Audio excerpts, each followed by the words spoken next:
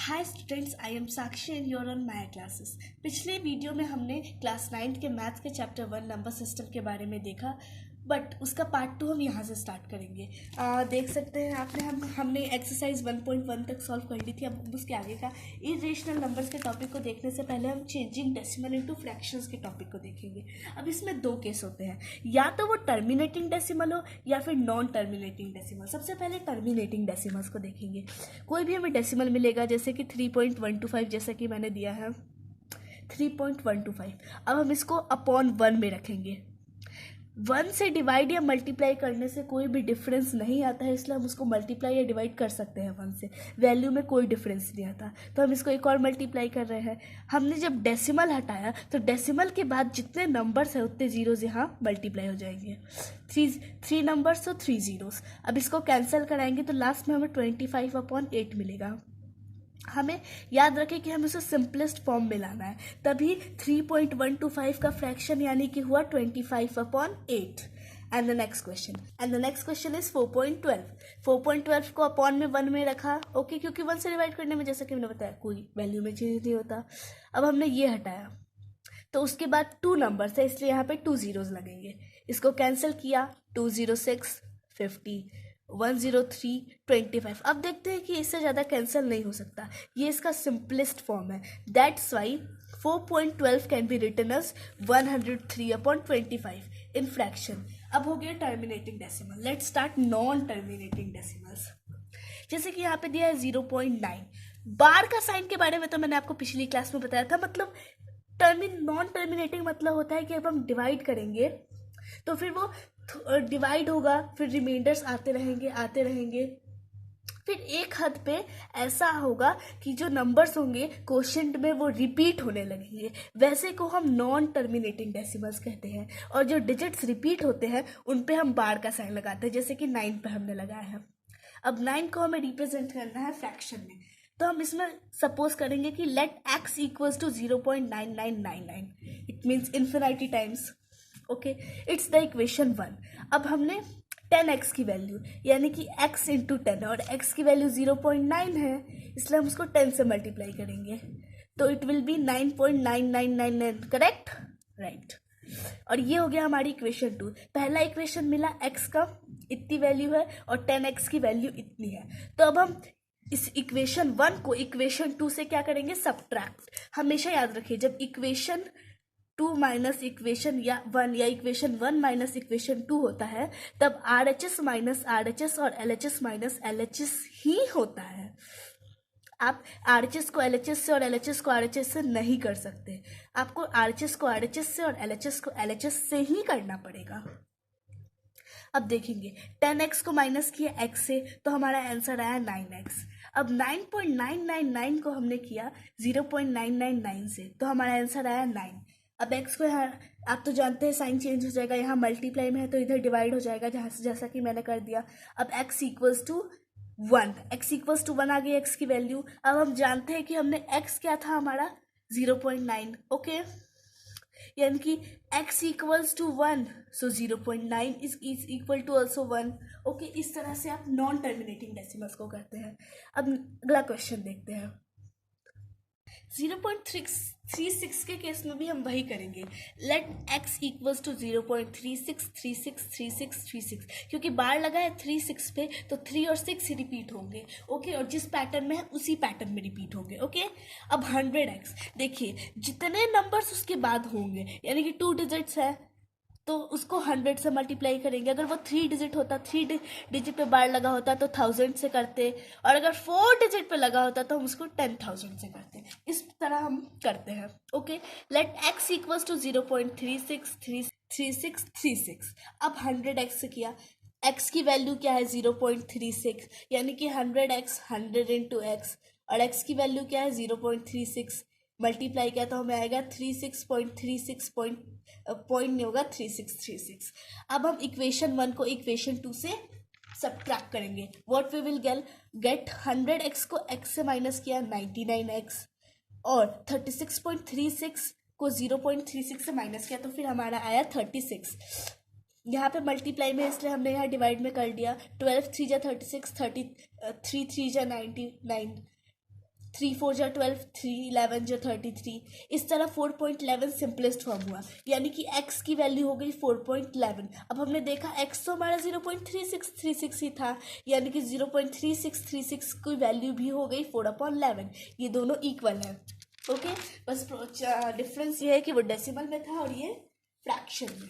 अब क्या हो, अब ये देखिए, आप ये रूल हमेशा याद रखिए कि जब आप सब्ट्रैक्शन करते हैं तो उसमें इजी लाने के लिए आप देखिए कि डेसिमल के बाद वाले डिजिट्स दोनों इक्वेशंस में सेम हो, तभी आपका एक्यूरेट होगा।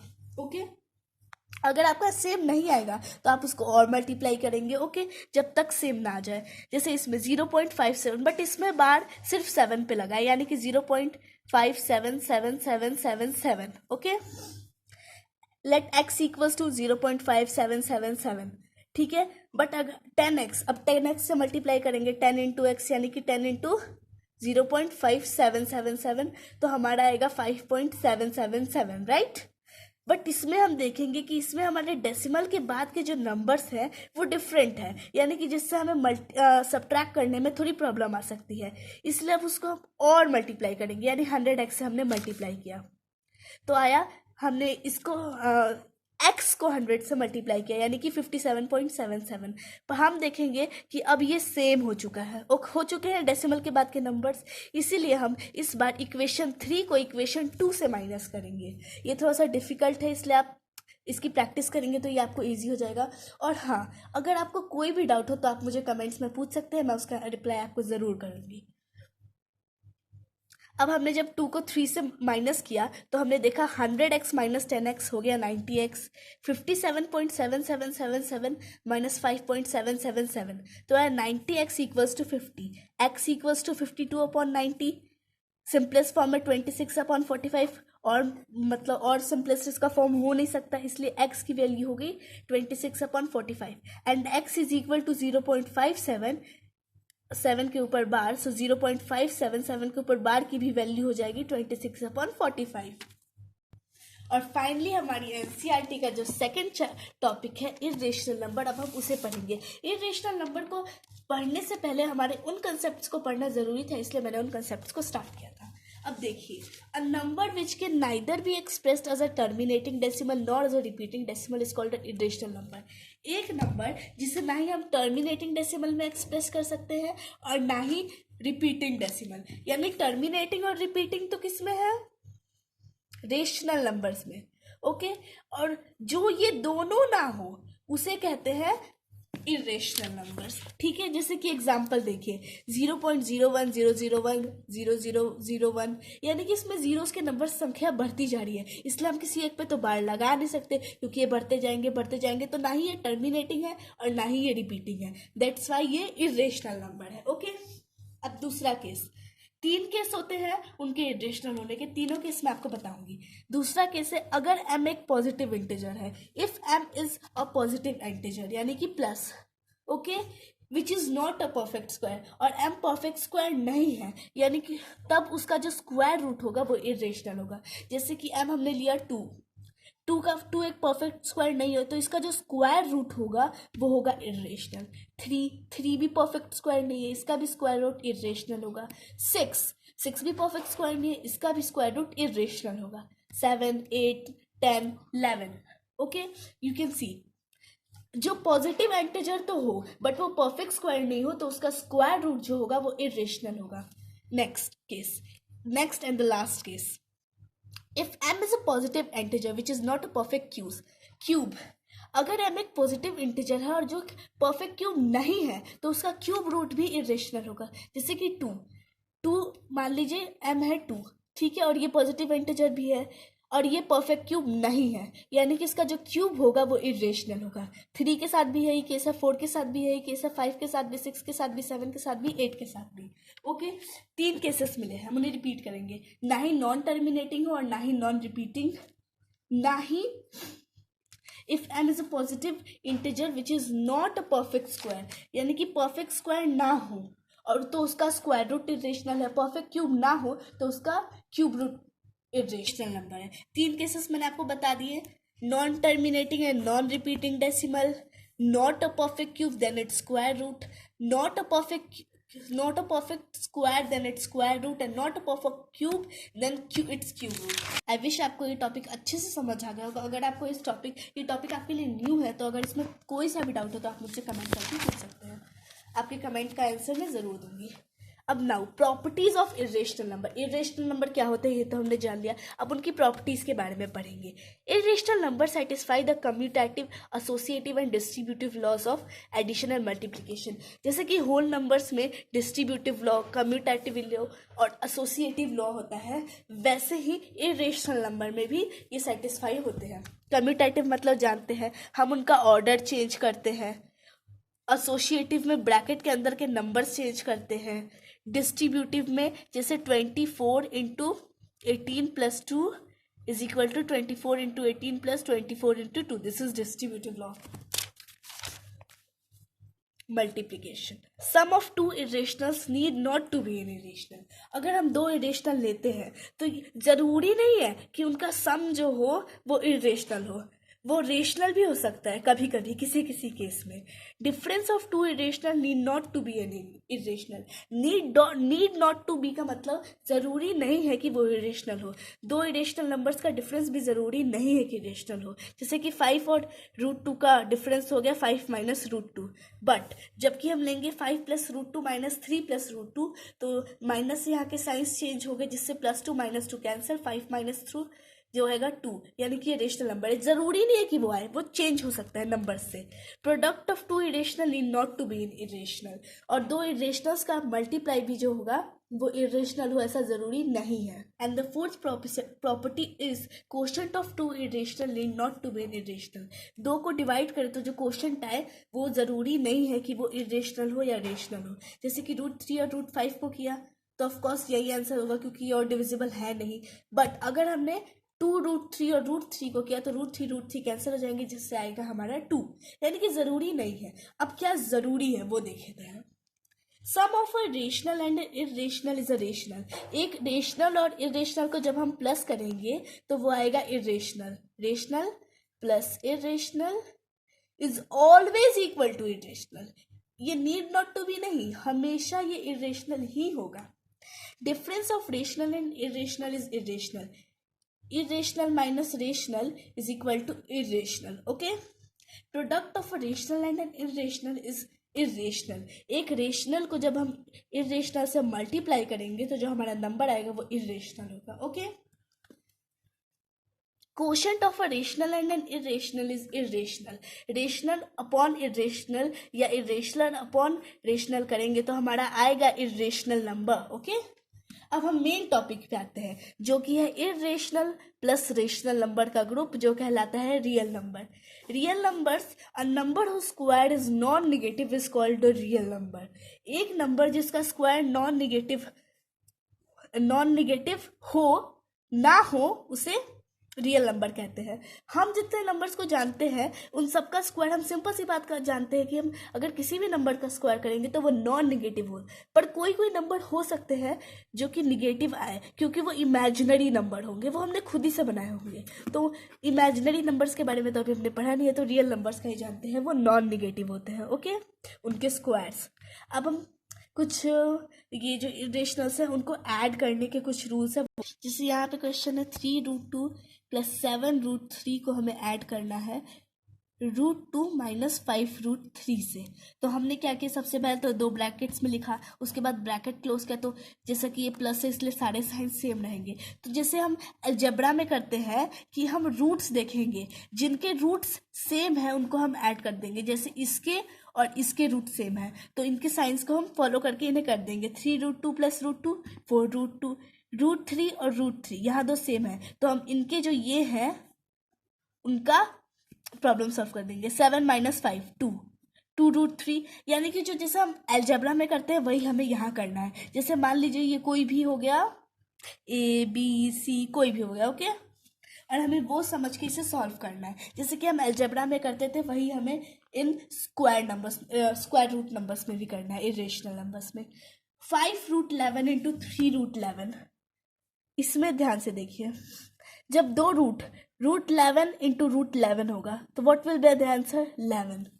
ओके, इसका फुल फॉर्म में लिखते हैं, 5 into root 11 into 3 into root 11, 5 into 3 root 11 हो गया 11, ओके।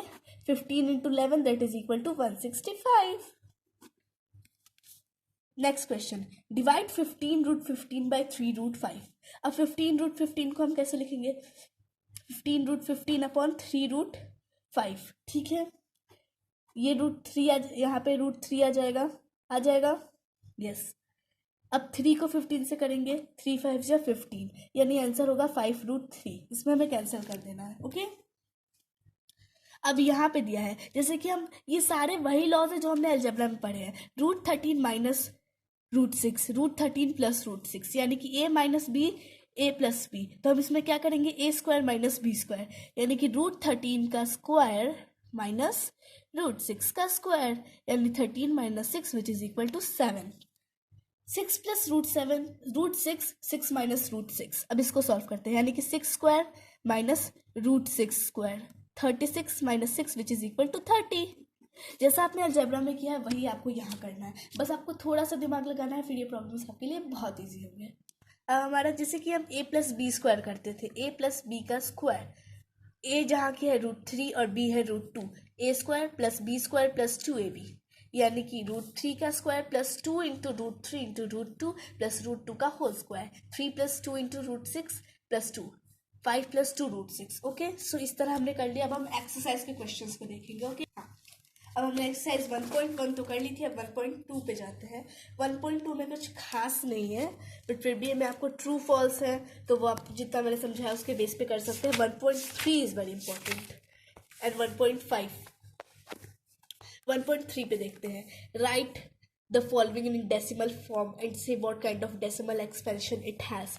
इनको डेसिमल फॉर्म में लिखना, जैसे कि मैंने आपको वहाँ दिखाया था। इसको आप डिवीजन करके कॉपी में लिखे तो that would be better. 36 upon 100, इसको आप कैसे करेंगे, आपको लग रहा है 36 divided by 100, you are wrong, absolutely wrong. You should do 100 divided by 36, okay, this way, okay. 1/11 इस तरह से आपको डिवाइड करना है और आपको बताना है कि वो डेसिमल एक्सपेंशन कैसा है, टर्मिनेटिंग है या रिपीटिंग है। अब next question, you know that 1/7 equals to 0.142857 ऊपर bar. Can you predict what the decimal expansion of 2/7, 4/7, 5/7, 6/7 are without actually doing the long division, if so how. I will tell you. जैसे कि 1/7 की हमें value दी है, तो 2/7 को हम क्या लिख सकते हैं, 2 इंटू 1/7, और यहाँ पे 1/7 की जगह इसकी वैल्यू इंसर्ट कर देंगे, उसके बाद मल्टीप्लाई कर देंगे। बट जब मल्टीप्लाई करेंगे तब भी जो आएगा उस पर भी हम बार ही लगाएंगे। ऐसी तरह आप 3/7 का भी निकाल सकते हैं, 3 इंटू 1/7, 4 इंटू 1/7, इस तरह आप निकाल लेंगे। Express the following in the form of P/Q। 0.47 का एग्जाम्पल तो मैंने आपको नोटबुक में भी दिया। अब ये सब आपको खुद करना है, ये आपकी प्रैक्टिस के लिए questions. Express 0.9 in the form of PQ, ये भी मैंने आपको क्वेश्चन अभी कराया। What can be maximum number of digits be in repeating block of digits in decimal expansion of 1/17? 1/17 को आप डिवाइड करेंगे और देखेंगे कि उसमें डेसिमल एक्सपेंशन में कितने डेसिमल नंबर्स आ रहे हैं। Look at several examples of rational numbers in the form P/Q, where P and Q are integers with no common factors other than 1 and having terminating decimal representation. Can you guess what property Q must satisfy? ये मैंने आपको कल ही के class में बताया था without long division वाले method में, कि वो 2 और 5 में जब उसका प्राइम फैक्टराइजेशन करे तो सिर्फ 2 और 5 होना चाहिए उसमें, ठीक है, भले इनकी पावर कुछ भी हो।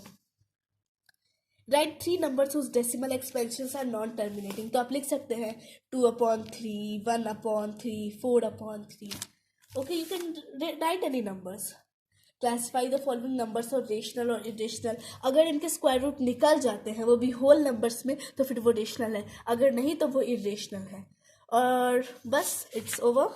एक्सरसाइज 1.4 इसमें देखते हैं, ये मैंने मेथड आपको नहीं बताई सक्सेसिव मैग्निफिकेशन की। इसमें हम इसको नंबर लाइन पे रिप्रेजेंट करेंगे, ओके। ये हमारी नंबर लाइन है, ठीक है। तो फिर ये 0, it's 1, it's 2, it's 3 and it's 4।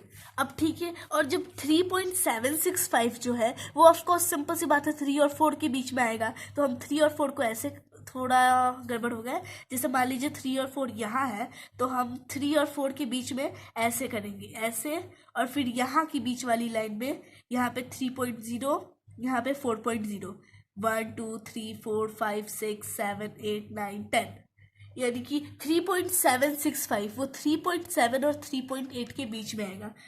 2 3 4 5 6 7, ये हुआ 3.7 एंड दिस इज 3.8। इन दोनों के बीच आप लाइन बनाए, ठीक है। मैं यहाँ पे उतने अच्छे से नहीं करी, पर आप इसे अपनी कॉपी में काफी अच्छे से कीजिएगा। 3.80। अब 765, 1 2 3 4 5 6 7 8 9 10, 765 जो है 765 है, यानी कि वो 760 से 770 के बीच में आएगा।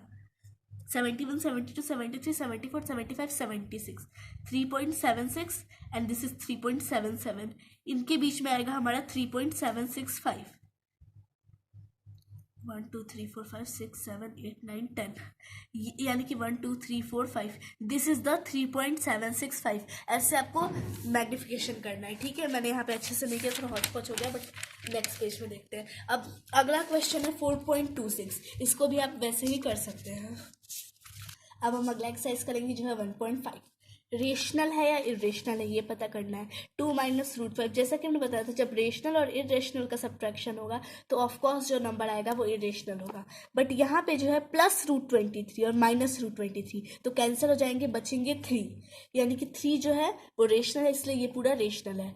2 root 7 upon 7 root 7, root 7 cancel हो जाएगा, 2 अपॉन 7 बचेगा, वो तो ऑलरेडी पी अपॉन क्यू के फॉर्म में है, तो सिंपल सी बात है वो रेशनल नंबर होगा। ऐसे ही आपको करना है। सिंप्लीफाई ईच ऑफ द, ये तो मैंने आपको बताया ही। रेशनलाइजेशन आपको मुझे बताना है, वो इकलौता टॉपिक बचा है। लेट्स सी, जैसे कि एक नंबर दिया है 1/3 प्लस रूट 2, रेशनलाइज मतलब होता है, और रेशनलाइज हम हमेशा डेनोमिनेटर्स को ही करते हैं, डेनोमिनेटर्स आर ऑलवेज रेशनलाइज्ड। उसमें क्या होता है कि हमें डेनोमिनेटर्स जो है वो इरेशनल नंबर है, पर हमें उसे कुछ से भी मल्टीप्लाई करके उसे रेशनल नंबर बनाना है। ओके, तो हम इसका अपोजिट साइड लेंगे। 3 प्लस है तो यहाँ पे 3 माइनस रूट 2 नीचे करेंगे। वैसे तो हमने नीचे को बनाने के लिए किया है, पर जैसे हम फ्रैक्शंस में करते हैं कि जिससे नीचे मल्टीप्लाई होगा उसी से ऊपर भी मल्टीप्लाई होगा, तभी वो इक्विवेलेंट बनेंगे, इसलिए हम ऐसा कर रहे हैं। तो आ जाएगा 3 माइनस रूट 2 अपॉन, ये प्लस है ये माइनस, इसलिए 3 का स्क्वायर माइनस रूट 2 का स्क्वायर, यानी कि 9 माइनस 2, और यहाँ पे 3 माइनस रूट 2। आंसर आ जाएगा 3 माइनस रूट 2 अपॉन 7। ये होता है रेशनलाइजेशन की प्रोसेस। ओके, तो ऐसे आपका लास्ट क्वेश्चन भी हो जाएगा। 1.6 सो इजी है, उसके लिए आप बस ये एग्जांपल्स और ये लॉस देख लीजिए।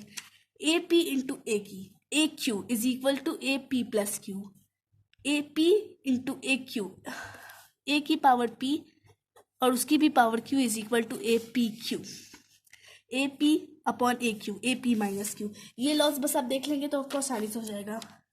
यहाँ पे देख लीजिए 3 होल 3/4 है प्लस 3 होल 1/4।